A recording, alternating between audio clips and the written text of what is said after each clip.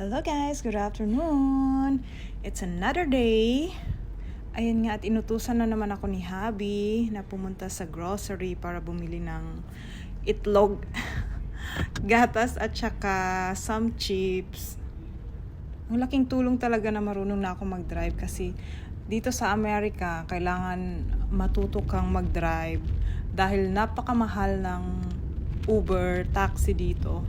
Kaya sobrang thankful ako at ngayon makakapag-drive na ako anytime I want. Dahil si Habi nga ay busy sa kanyang painting, kaya ako na lang ang lumabas, 'di ba? Medyo kabado pa nga akong mag-drive pero go go go. Kailangan talagang mag-practice para mas gumaling pa. Pero feeling ko mas maganda talaga mag-drive dito sa Amerika, lalo na dito sa state namin kasi halos lahat ng driver napaka-disiplinado, lalo na pag may mga pedestrian na naglalakad, talagang hihintuan ka nila kahit hindi walang stop. Alam niyo guys, sa totoo lang, hindi ko talaga lubos maisip na matututo ako mag-drive tsaka magkakaroon ako ng sasakyan, 'di ba? Kasi ano lang ba na yung buhay ko before. Pero siguro ito na yung destiny ko, 'di ba?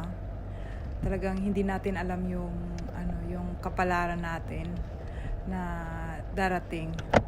Pero even before, iniisip ko talaga na magkaroon ng magandang buhay. So I'm so thankful na at least ngayon yung buhay ko ay sobrang, hindi naman sobrang lahat nakukuha, pero kung i-compare ko yung life ko before, napakalaking pagbabago talaga. Like ngayon hindi mo na poproblemahin yung kakainin mo, yung lahat na andyan na sa'yo, 'di ba? Kaya sobrang feel blessed for everything I have right now. Pero kahit anong meron ako ngayon, ay araw-araw hindi ko pa rin kinakalimutang magpasalamat kay Lord. Kasi kung hindi dahil sa Kanya, wala ako lahat nito, di ba? Lahat lang naman ito ay hiram natin. Kaya dapat talaga maging thankful at saka gumawa ng mabuti, tumulong sa pamilya, lalo na sa ating mga magulang. Kasi naniniwala talaga ako na kapag mabuti ka sa iyong mga magulang, yung blessings talaga na darating sa iyo ay doble-doble pa. Right?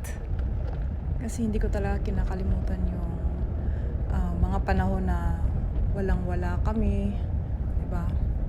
And for me, my family, my parents, deserve nila na magkaroon ng magandang buhay. Kaya naman ito ako ngayon nagsisikap para mas mabigyan pa sila ng magandang buhay. Kahit wala pa akong trabaho ngayon, but soon, may malaking break para sa akin na naghihintay. That is why I'm looking forward to it. Na magkaroon ng, what we call this one, magandang opportunity. Tsaka career na naghihintay, awa ng Diyos. Kasi naniniwala ako in God's perfect time. Maghintay ka lang. Right?